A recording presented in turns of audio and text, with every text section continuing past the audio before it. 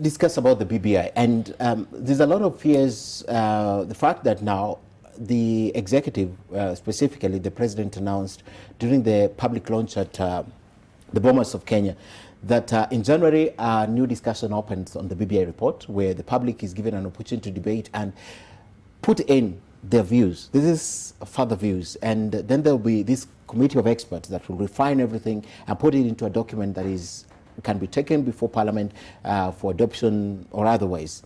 The fact that this is happening, there's a lot of fears. This is one. The first fear is this is how they will sneak their agenda in. Executive Prime Minister, reduce the powers of the president, and that's not the original intention of the BBI report. And secondly, why are we taking back a document that took us 18 months to put together back to the people, and yet we claimed for 18 months that we are going around the country to get information that will be used to get a way forward? Let me begin with Bill on this. I've not been a very good supporter of BBI. I don't, as a matter of principle. I think BBI is because if you can't compare BBI with the constitutional review process that we had, all those years, because that process was people driven, in the sense we brought in the Ufungamano and the government, and it was something driven by the people. Here is a situation where two gentlemen came up with an idea that they want to unite Kenyans, and the thing went into something else. But I think I agree with you that you cannot run around for 1.5 years, collect views, and tell Kenyans we are now going for, the final report is going to be handed over and it will go to referendum. And then when it comes out, you're not happy with the outcome, and you say, okay, we are collecting views again. It's going back to the drawing board. Because that's precisely what we're doing again in January. Someone is not satisfied with the outcome, and there's a predetermined decision outcome that they want out of that. And I think to go back to people, bring in more views, because fundamentally the BBI has not changed the structure of the government, the executive. It hasn't. The president appointing a prime minister is not a big deal. I mean, we have had it. We were there. There's nothing. We've been there before. I don't understand why people keep going back to where we were, and it didn't work. During the Grand Coalition, we had the same type of prime minister, the same one, appointed, in the same way. And so it doesn't really add any value at all. We had members of parliament who were appointed as cabinet ministers at the time. So nothing new, and I don't understand why we keep going back. So there is clearly... What do you think this is? The business is this. The business is to find an agenda that will help you win the election 2022. And referendum seems to be that business that the people want. To develop an agenda, that is the referendum. Last time it was Hague, the other time it was something else. People want something that can be used for the purpose of winning an election. Okay. And for me, that seems to be the end game. I don't think it's 2022. I don't think there's any other payoff that they're looking for in this matter. Okay. I think I have a different view, because to me, when I look at BBI, just as the name says, it was about building bridges. The truth of the matter, if you look at the 9-point agenda within the BBI, we cannot just confine ourselves to the governance structure. There are so many other issues in BBI that need to be addressed. When we talk about the issues of inclusivity, corruption, national ethos, all these issues, and we have even discussed here and said some of the things may have been covered by the Constitution, but they have not been given life. Yeah? When we say that what defines us as Kenyans, and we bring everybody on board, it's a discussion that we are having to say, yes, we have our Constitution. Has it served us well? So when I look at BBI, we are trying to build that bridge. We have always had divisive elections in this country. And you know how elections are done in this country. When you talk about tyranny of numbers, when you talk about this ethnization of political parties, those are reality. Do we want to continue like that as a country? To me, those are issues that we need to sit down and reflect. That as we go into the future as a nation, after almost 50 years of independence, do we still want to continue like that? Yes, we came up with the Constitution, it's still young.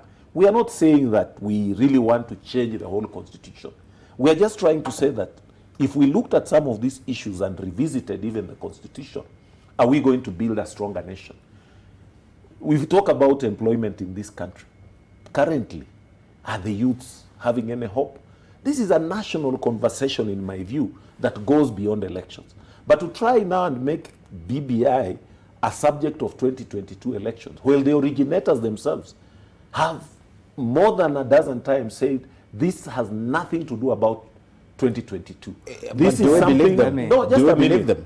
No, yes. That's what they are saying. But just a minute. Okay. Everybody is entitled to his opinion. Yeah. But I'm looking at it that BBI, the issues there go beyond elections. Okay. Yeah, and we need to be looking at some of those issues. Yeah. All right. Because, what you're saying, Ken, if I say just one more thing. Yes.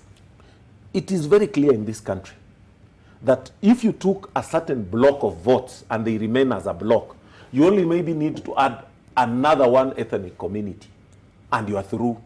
Is that the way we want to go? Is that the way? Or is it something we should have a conversation about? Okay. If you look at the BBI report, you're saying that it goes beyond just representation or at the top. I look at all the chapters. Notable issues that Kenya must deal with. That's chapter 1. Lack of national ethos, which you have mentioned, responsibilities and rights, ethnic antagonism and competition, divisive election, inclusivity. Then we go to shared prosperity, corruption, and of course there are other things. But now, if you maintain right there between chapter 5 and 6, divisive election and inclusivity. This is the substance of the debate in the country. No one is talking about these other things. Corruption, people are touching on it, right? And corruption comes at chapter 8. Devolution comes at chapter 9. But, Paul, what are people talking about? This is the reason why we're saying they're going back to the people, not because of the whole report, but basically those two things, inclusivity and, of course, they're going because of divisive election, which is targeted. No, I think to me, you are being selective. Because when they said, let us look at this thing. The document has now come. It was launched. It is now in public. We are reading it. Yeah. Some people have said, oh, have you read it or not? But we are reading it. Those who have been able to download it, we are able to read it. So we are saying, as we read it, what will be the mechanism to make sure that... What are they discussing, Paul? Be honest with me. What are these politicians discussing out here? No, it is the politicians with an agenda. Yes. Yeah. But it's not the Kenyans. You think that politicians have got exclusivity but they're about what – happens they're in the this ones country. who usually paddle beaters to a certain direction. And that is what we need to resist. That's why we are saying that give us time. Let us look at this document. Today you will see that sometimes the politicians who are opposed to this initiative, they are the ones now all of a sudden supporting. Because there was no tsunami? Yeah. Now you see, this is what I'm telling you. Prime Minister. Yeah. So we need now to go back and say, the first time, why were you even opposing this document? Because you are not saying, do you believe Paul? No. No. My argument is, yes. For every issue you need to go to the core matter, really. The core matter here was about the divisive election. This is why they came together, because people were divided after the election. Yes. The second issue was they kept talking about inclusivity. We want all Kenyans to be included in the government. Inclusivity. And the issue is, if you look at our current constitution, there's nothing, and by the way, in the BBI, there's no fundamental structure addressing or proposal addressing those two issues. Absolutely. In inclusivity, the constitution is very clear. In every chapter, from We the People to public service, to last chapter, particularly on number 10 on the values, very clear. It uses the word inclusive. What we are now calling as ethos. Yeah, it says clearly the national values and principles of governance. Yes. In Article 10, it says includes national unity, sharing of power, inclusiveness, equality. What else do you want to add? The president and any organ in government can use, and it says actually in this constitution, every appointment must address the issue of diversity of Kenyans. Regional balance and all regionally balance. What inclusivity were we talking about? It was about the position on the high table. Let's be frank. I'm giving my views the same way you are giving. It was about the high table. I mean, these things were discussed, giving, creating more positions so that those who run for election, the only solution they had to the divisive election was the winner take it all. They have always talked about it. They said, what we want is if we run together and we lose the election, we should be allowed to sit on the high table. We are deputy governor, president, we are the prime minister, we are deputy prime minister. This was the whole thing. Everything else is a camouflage, my friend. In my view, tell me one single proposal there on corruption that will provide a solution. Frankly, if they had said anyone who is mentioned with regards to corruption in a public service should step aside without, you know, it should have been something. But to tell people, oh, you know, we'll publish your envelope on there's nothing on so the issue is I think these people have not found what they want, so they're looking for it to the in the experts. And that's not tell about us the Kenyans public. have contributed It has to it. nothing to do with Kenyans. Yes. Kenyans want this thing implemented. If you really want to assist Kenyans, that's the thing, and create jobs and create inclusivity and create everything, we have enough legislation. What you need is So, that goodwill for the leadership to run this country effectively. Bill and Ken, I think you are more or less almost 70 or 80% just saying what I was trying to allude to. We have the Constitution, yes, right, saying those things, but are we practicing them? Are we implementing them? That is the key thing. And this is where, when we look at BBI bringing out those issues, this is the debate we are going back to say that which is in the Constitution we must give life to, and it must be seen. That may not be here is what we are saying, that maybe, according to out of those suggestions, some things may come out that may need to go into the referendum. But the other majority of the things, the way we are talking about, some are just policy issues. Okay. Yeah. No, whereby you come in and say, in in terms of, like even recently, I know that nearly all government parastatals, we were asked to submit even the ethnic profile of our employees. So something at policy level is already happening, because Kenyans are complaining.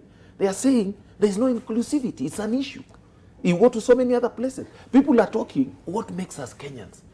Why is it that when Kipchoge Keino runs, or Kipchoge Eliud runs, yes, collectively as a nation we are cheering, or Harambee Stars.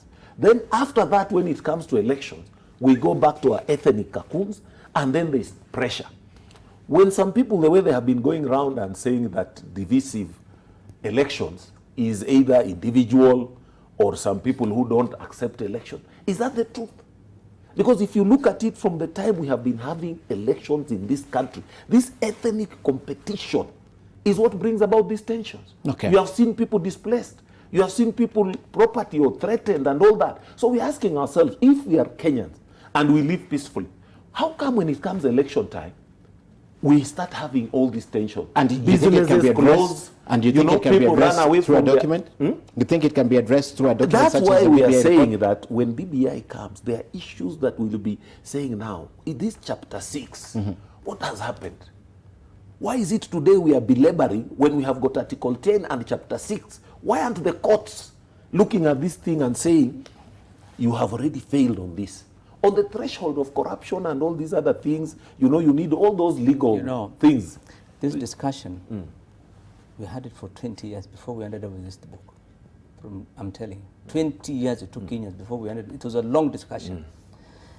And let me tell you, many of the things which are in BBI and which are in this constitution have already been given effect in law. For example, the one you've mentioned about jobs. It says in Article 232 about public service that equal opportunities for appointment, at all levels of public service must include members of all ethnic groups. For example, this law is clearly provided for in the Act. You remember that Act of the National Integrity, National Integration and Cohesion. That Act says when the president or anybody appoints 3 people to a public service appointment, not more than 1/3 should be from one community. Every day you are getting appointments, even as BBI is being published. Yes. 3 people appointed, they can come from one community, and nobody says. Just a week ago, it's not about the lack of. The point I'm raising is, it's not about the lack of legislation or policy. It's about implementing. It's about action. So what we need is not laws, my friend. It's not BBIs. It's not referendums. What we need is someone seriously saying, I want to implement the laws that we have. And that's the national conversation that BBI is bringing on the table. But for 18 months, BBI collected views. My question original, because I need to take the last break. The question is, after 18 good months and 10 billion shillings, because they've refused to tell us. The other day, one of 10 billion shilling figure, I don't know where you got it from. No, but that's the money. I'm not a government person, yes, but they said the 10 billion shillings has been spent so far, although they said it's not been spent, all of it, but we can't give you the exact figure that we have spent. But they said it's not 10 billion, but we'll not give you the exact figure. So we'll stick to that. It's 10 billion shillings. Why would they run around for 18 months and still come and tell us, hey, people, go back to the drawing board, look at it, read it, and we will still sit here and wait for your views? I think, why would they do that? If you read the BBI report, they have collected views from citizens. Now they have given us, said, these are the views that citizens have brought in. We are bringing it to the citizens again. Yes, now we are saying, no.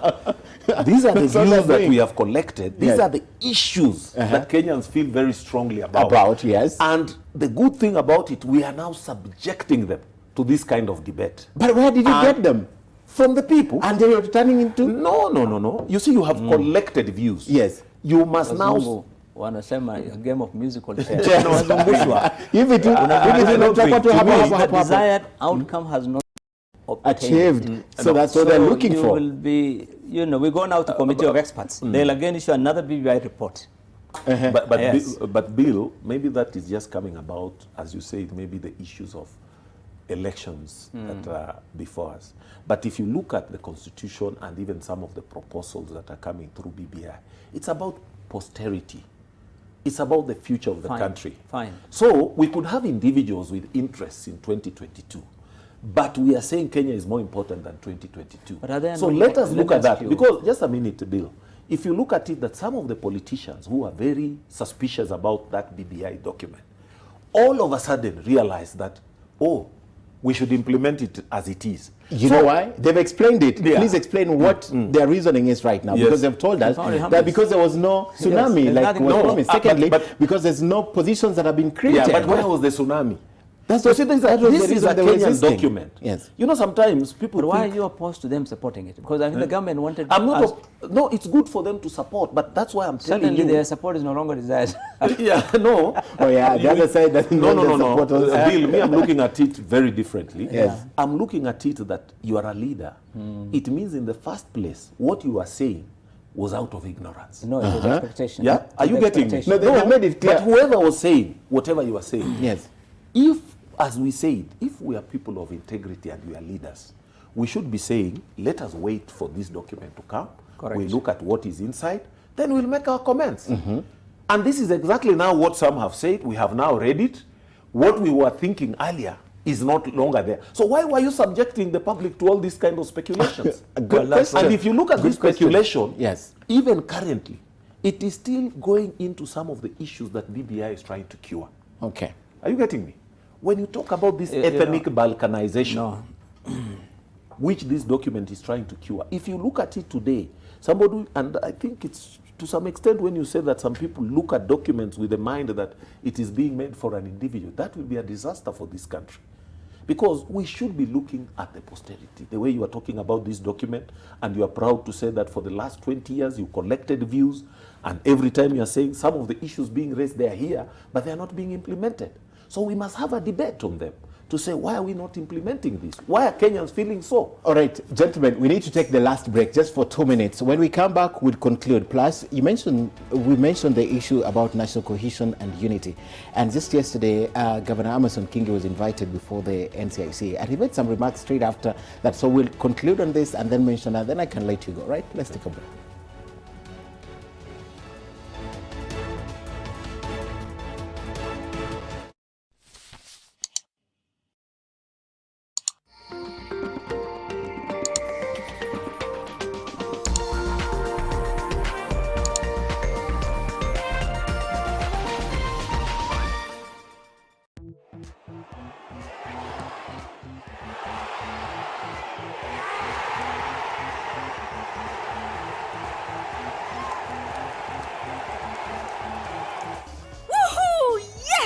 Shikisha bet yangu imeingiana. Ai mresh, sasa shikisha bet ndio gani tena? Shikisha bet ni bet unaweza combine predictions kibao kwa game moja. Yani unajipandishia odds.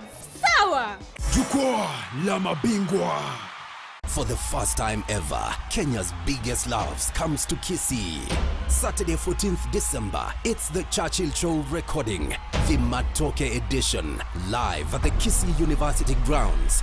Big loves, lots of fun, and more fun. Featuring all your favorite comedians. Imagine mwanaume anakuambia ati nitakununulia nyumba na pesa ya betting na amewekea maniu kichwa. Saitan, utapata wapi na utaki mjaluo? Jameni, ukiachwa wachika. Sisi kama wajaka we don't send fare. Pesa gani na unaishi kwa single room? Afadhali nitume driver. Lakini unaniambia to welcome to my home na ni bedsitter. Hosted by Churchill. Tickets go for 1,000 shillings. For your advance tickets, dial *229 *29 hash or *483 *82 hash. Saturday, 14th December, Churchill Show live recording for the first time in Kisii. The Matoke edition. See you then. Rich and I go way, way back. Joey is upset with me and Becky is on my neck. This entire merger could be ruined. Now why don't you let mommy handle this? Waweza kutana na sisi? Okay, tuonana. Nakupenda. Mpenzi. Salama mpenzi. Niko fresh.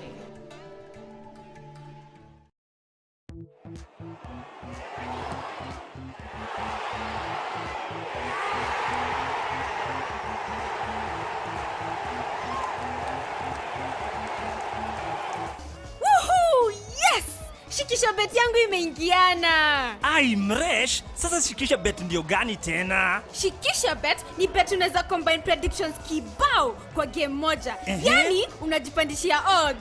Sawa. Jukwaa la mabingwa.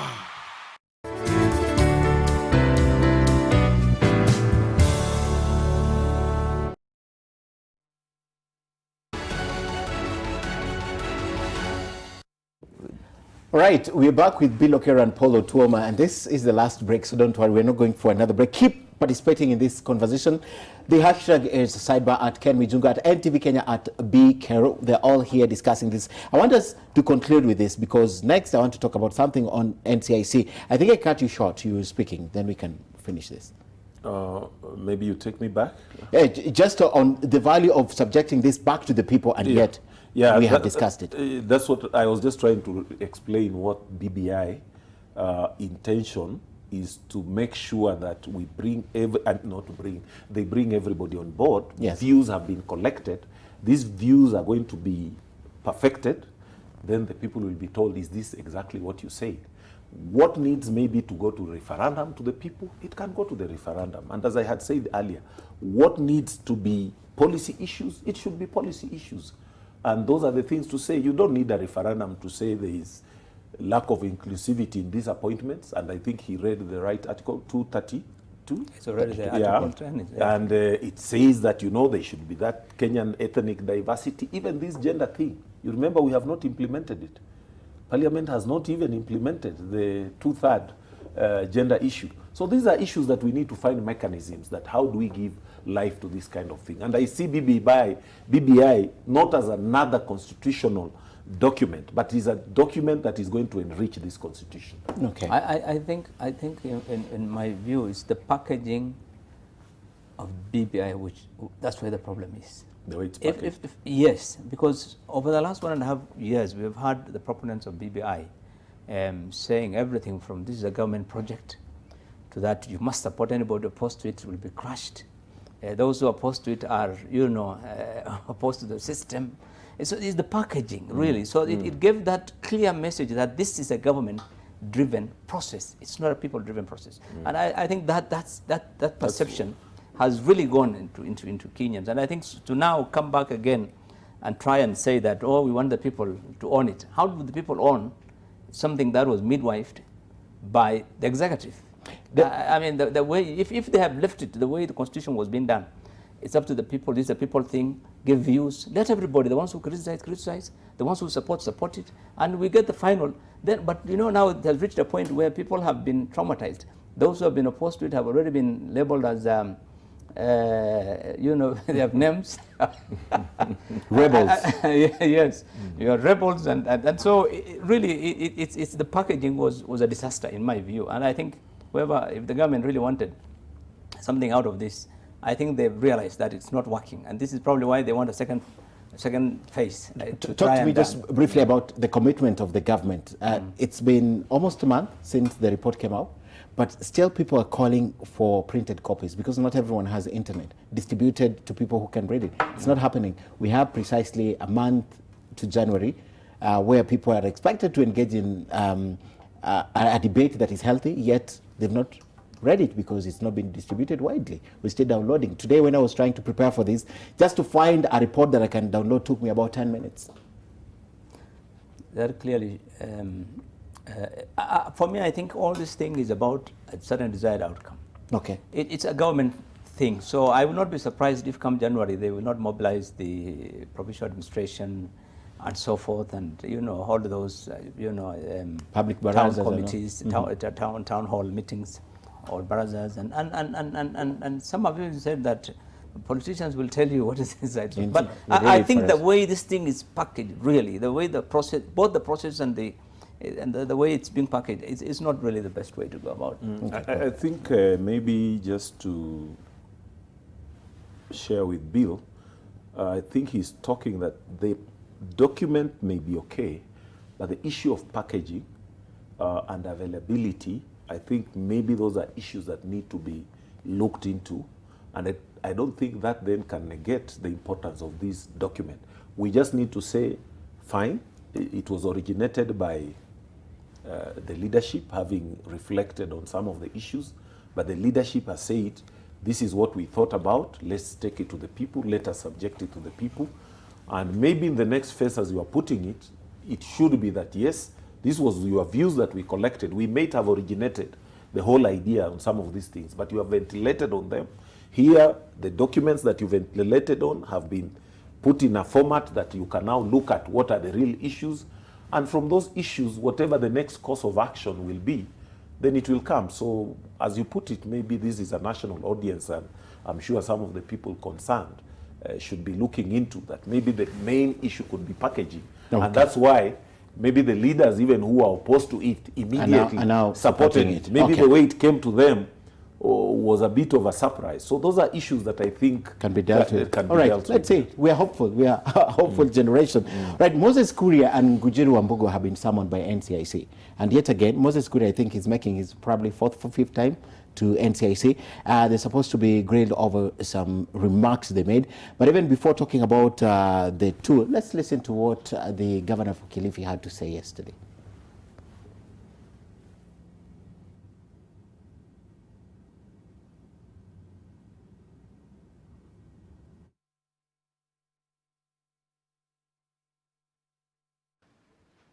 Makosa ambayo ilifanyika ni kwamba badala sisi wa pwani tushikane mikono mwaka wa 1963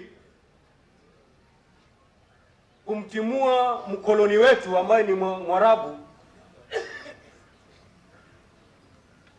kama vile mzee Kenyatta alikuwa anamtimua Mwingereza katika Kenya ya juu, sisi mkoloni wetu tukamwacha. Kwa hivyo mtu aseme kwamba Governor King alizungumza, hata nikanyamaza, watu watasoma historia kwa vitabu. Kwa hivyo ikiwa hatutaki historia hii ijulikane, licha mimi kunyamaza, lazima tuchome vitabu vyote vya historia. In other words, he was saying that he will not keep quiet, and this is something that has been documented.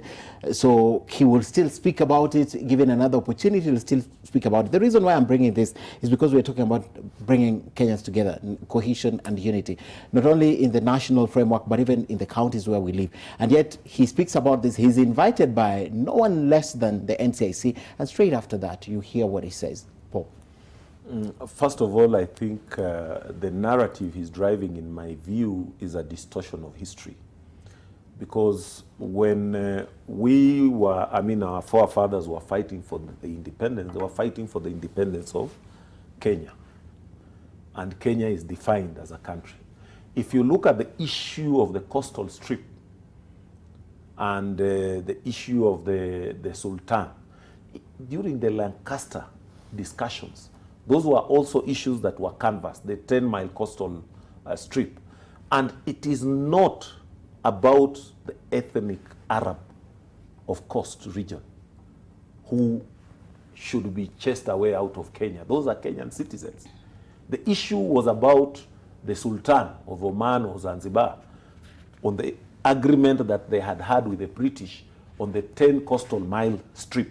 I think to me that is the only difference that was there. But during the Lancaster negotiations, you remember there was some agreement on that issue, if you go back to history.